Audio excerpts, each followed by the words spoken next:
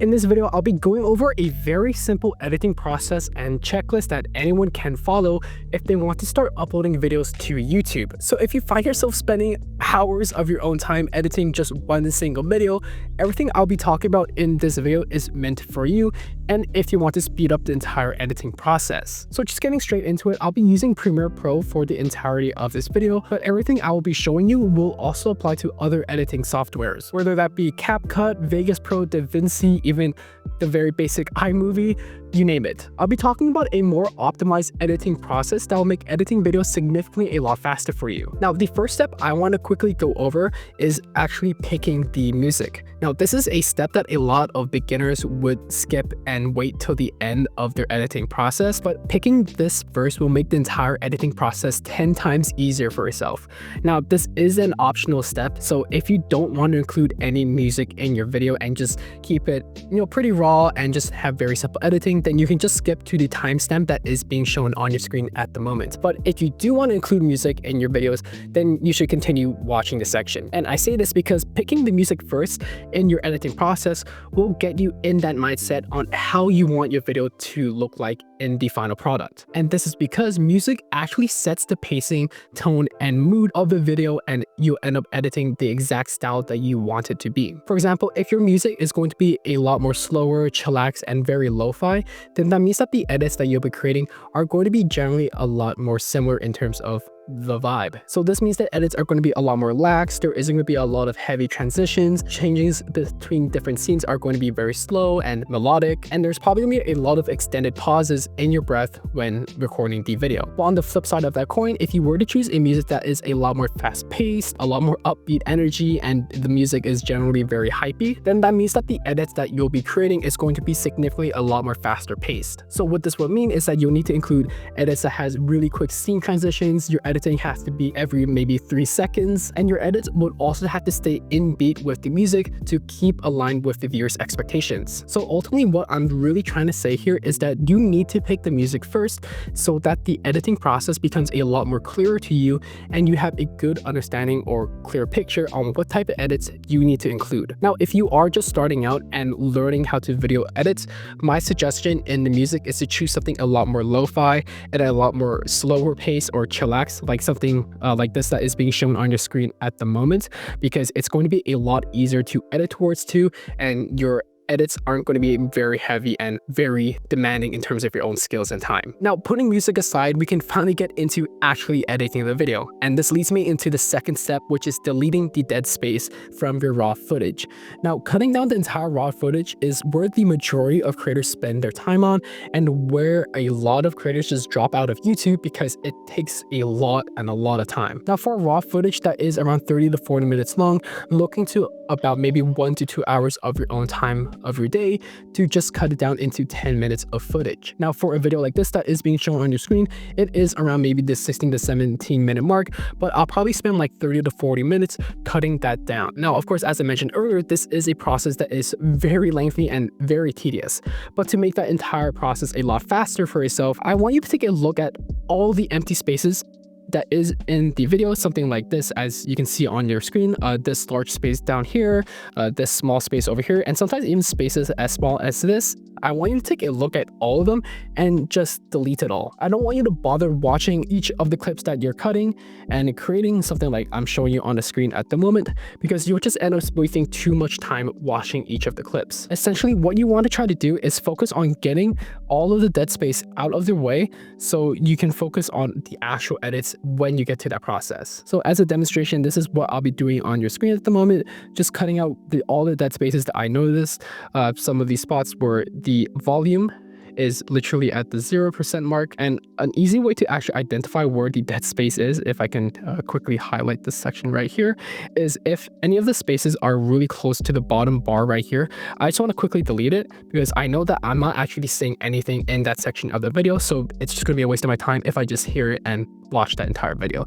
So as another example, here's another space that I could be deleting right here if I can highlight it and actually delete it.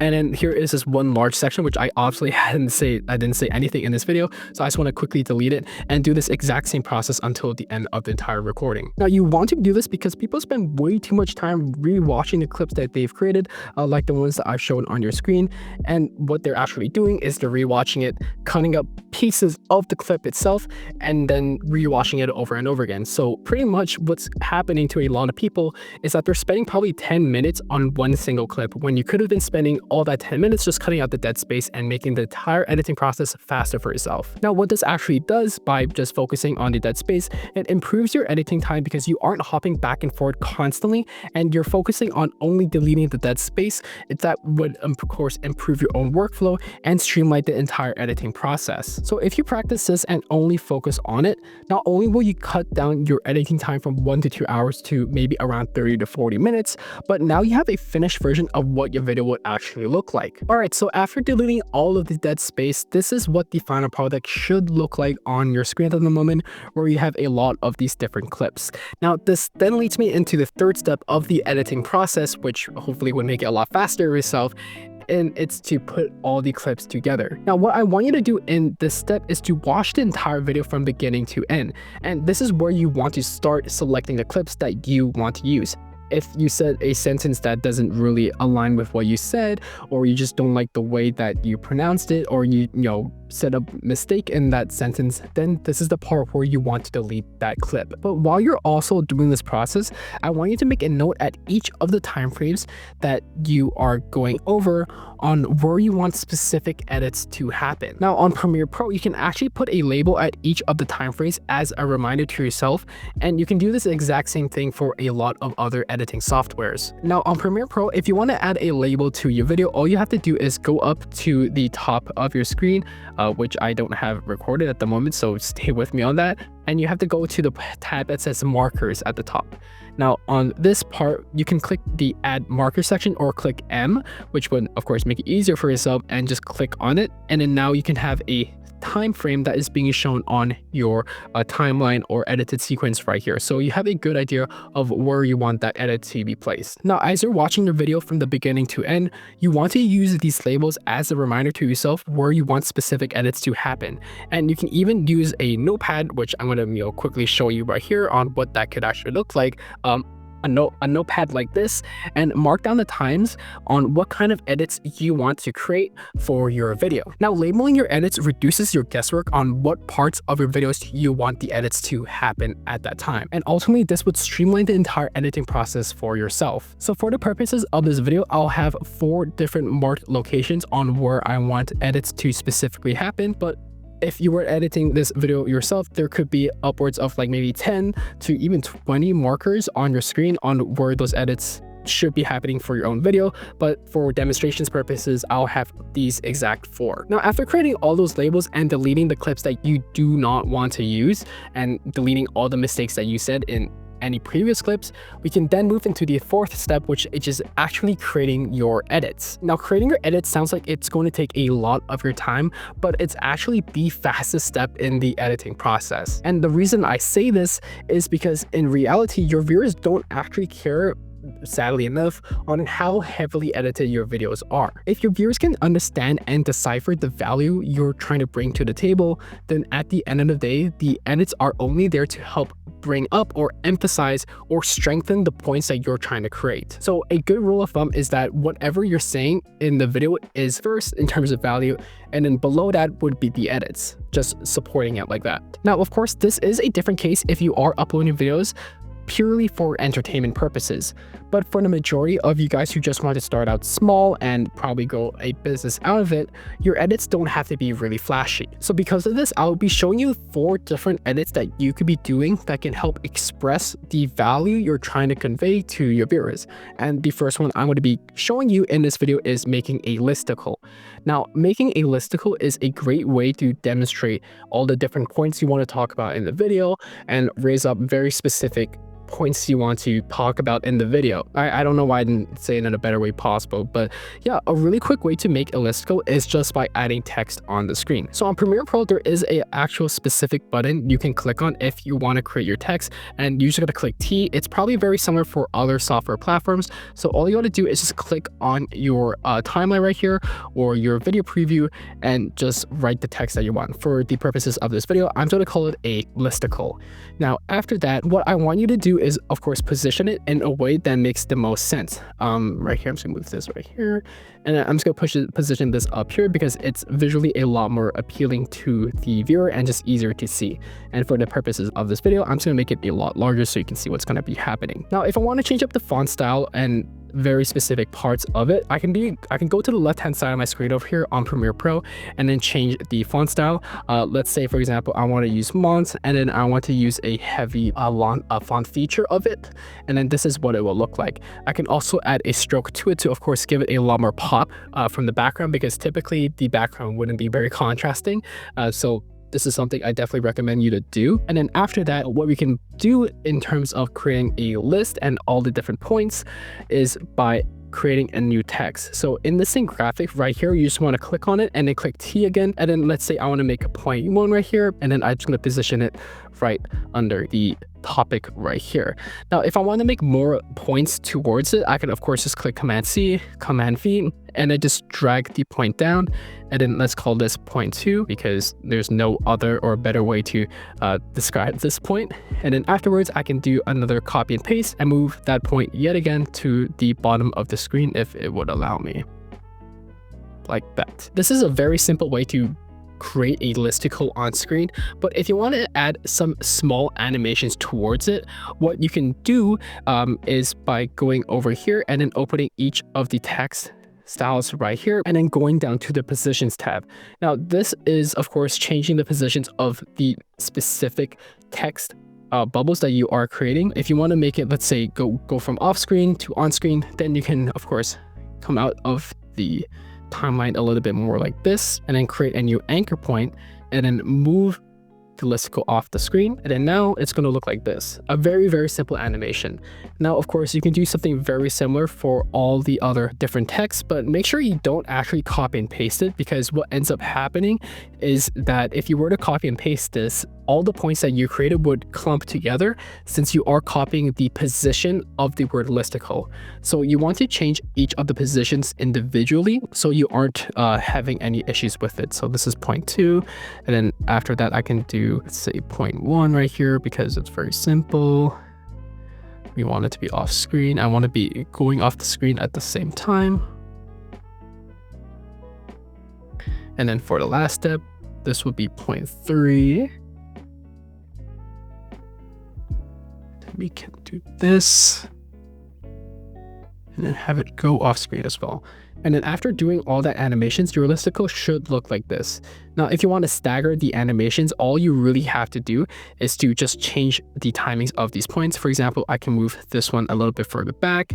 If I want point 2 to come out a lot slower compared to the word listicle and point 1, then all I got to do is move this out as well, just a tad bit. So now what it will actually look like is that it's going to stagger, as an example. And this is a really quick way that you can make a listicle of the different points we'll be talking about in the video. Now, the second edit I want to quickly show you is actually making subtitles. Now, subtitles is a very common thing for a lot of short form videos, but it can also be used for long form content, especially if you're running a faceless YouTube channel. Now, the quickest way to create subtitles is actually through automation, and luckily enough, Premiere Pro's automated tool is very helpful in doing this. So if you were to go to the text tab on the top left corner right here and then click on transcribe, you can actually see that Premiere Pro would easily transcribe the video that you are looking at the moment.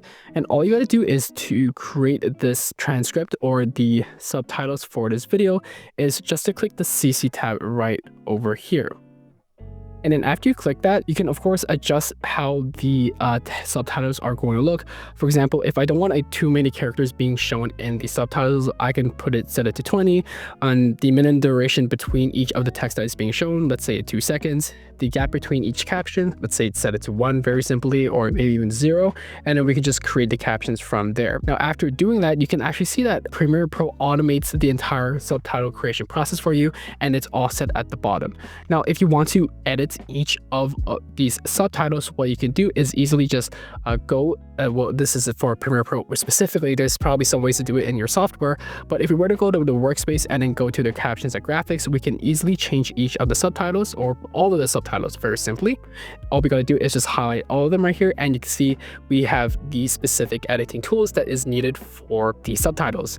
Now, all we gotta do is very simply, if I want to use the same font, I can click font as an example, heavy it, and if I want it to be a lot bigger, I would always recommend doing a range of maybe 140, because that's how big text should be on YouTube if you want to capture your viewers' attention. And then let's say I want to add a stroke to it, because as I said before, it can help with the contrast for the video. If you want to, of course, add animations to the subtitles itself, you would then have to go to the top of your window right here and then click on graphics and titles. Sorry, you can't see that. And then all you got to do is click on upgrade captions to graphics. And what that actually does is that it turns all of the graphics that you created into actual text or graphics, or turn the captions into graphics that you can create. So for example, let's say in this section, I want to use a caption that talks about let's say a complete fresh new start on YouTube. So then what I can do is, of course, create a very simple animation in this case, starting from the beginning, and maybe do like a very small pop. What I could do is set the scale, go up a few seconds, and then turn this like this. And it does a very small pop, but of course it's not the best because I need to put it a lot closer together and move it up a little bit. So that's a very simple animation you can do with subtitles. Now, when it comes to creating subtitles, my recommendation is to not use subtitles throughout the video, because it's not like the short form content platform. Now, the only times you want to use subtitles is when you're talking about very important discussion topics. So for example, saying the phrase "a complete fresh new start on YouTube" is quite a strong statement, so you might want to use a subtitle for that. So this is just a quick way that I'm just showing you at the moment to create those subtitles, and you wouldn't have to type it out all by yourself. So as an example, I'm just going to delete all of this, and let's say I want to keep this subtitle right here, and then this one over here, like this. And let's say I want to keep all these subtitles because I think they are the major points that I'll be talking about in this video.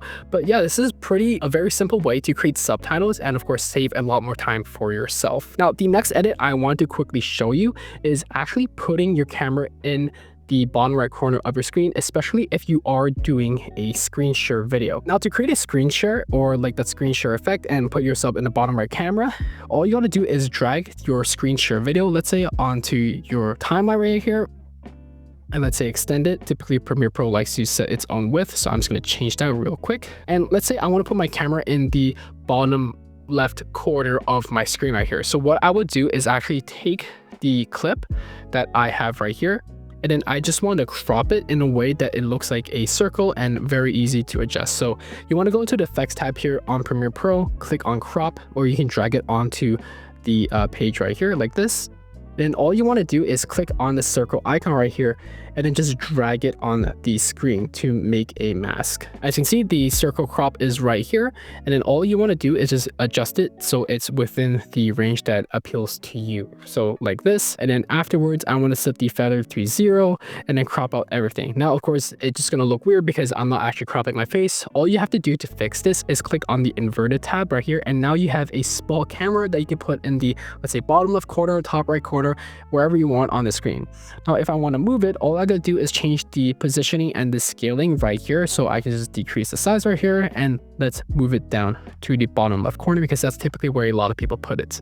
Now, of course, this is a very simple way to put your camera in the corner of your screen, especially if you are doing a screen share video, which is really great for any tutorial based videos like this exact video that I'm creating at the moment. Now, another thing I do want to go over is actually including B-roll into your videos.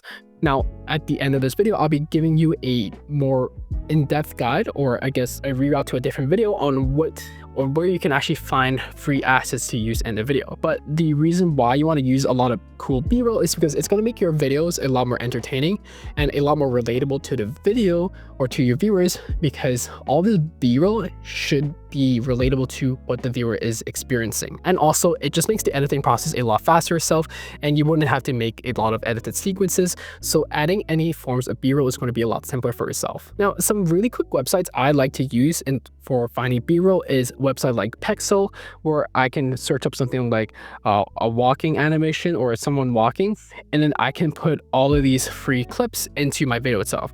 Don't worry, Pexel is a free to use platform for a lot of creators. In fact, they actually have a policy which enforces that, so there's no worries about any copyright claims. So feel free to use any of their videos and alternate it however you want it to be.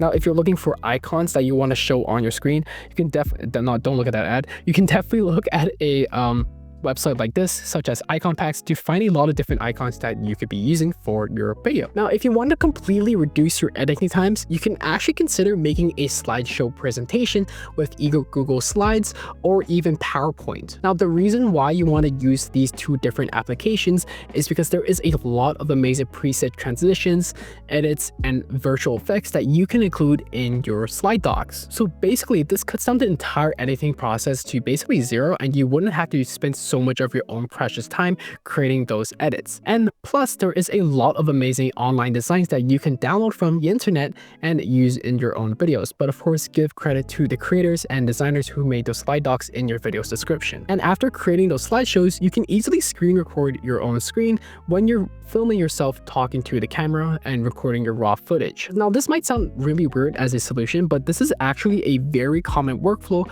for beginners and a lot of other creators. And using a slideshow doc is going to massively speed up your entire editing process. So don't be afraid to use it yourself. Now, the only edit that you might have to do, and it's honestly kind of optional, is to put yourself in the bottom left or top right corner of your screen when talking over your PowerPoint presentation. And I just showed you how to do that very easily, so there is no worries with it. Now, here is a bonus step that you should know about if you want to significantly increase your editing process and maybe not even use a slideshow doc. Now, if you're looking to really speed up the process, you can actually use a lot of presets or edited presets for your video. Now, assuming you keep the same camera angle, the same settings, there's not a lot of font changes or any major brand image shifts, you can create presets of your edits so you can use them again in your next video. Now, this makes the entire editing process 10 times faster since you aren't creating those animations from scratch. Of course, making these presets will take some of that time in the beginning, as I just showed you on the screen at the moment,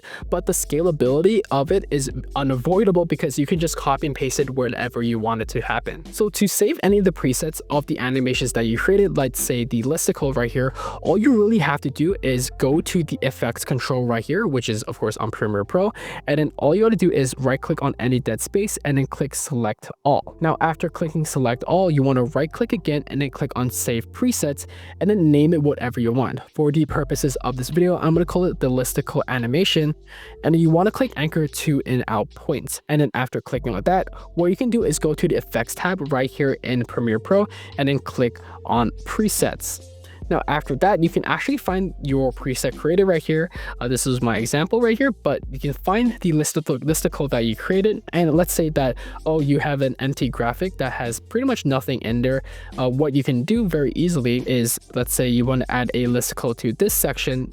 All you really got to do is copy and paste that preset over. So for example, I'm just going to drag it over to this clip right here.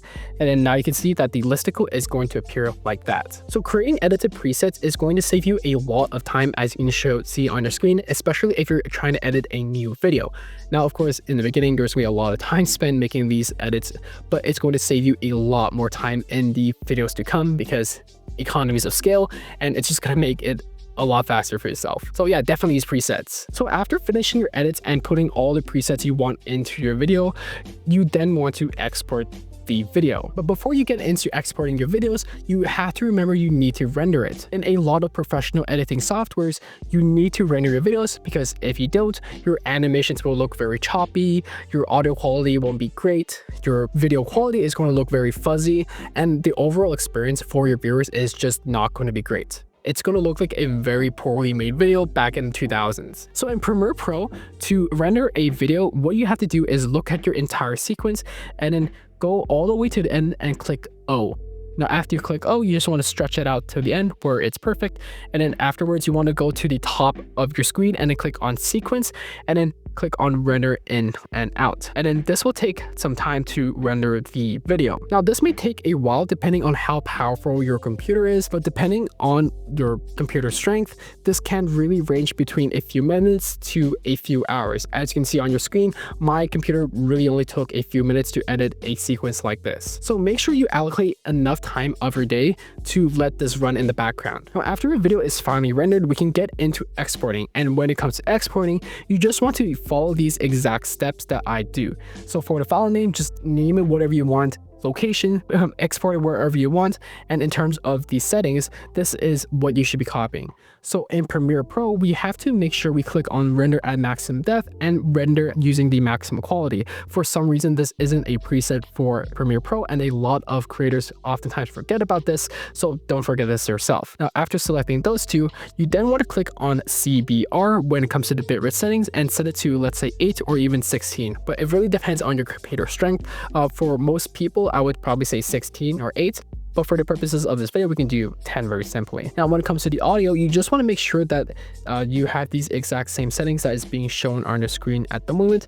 And all you got to really do after this is just click on export. And there you have it. This is pretty much everything you need to know if you want to speed up your editing times and simplify the entire process. I know a lot of people don't like to edit, and I totally understand it's a very tedious process. So hopefully this video made it a lot easier for you to get into editing and stay consistent with uploading YouTube videos. But hey, if you're looking to find some free assets, images, audio clips, and even some free B-roll to be using in your videos, then you should definitely check out this video that is appearing on the screen at the moment, which I uploaded around a year ago. And in this video, I go over where you can find free assets that you can use for your own videos. I know a lot of people don't want to spend that extra money on assets, especially on how our current economy is going. So these free assets should make that a lot easier for yourself. But other than that, you should follow these steps exactly as I presented, because I know you will kill it on YouTube.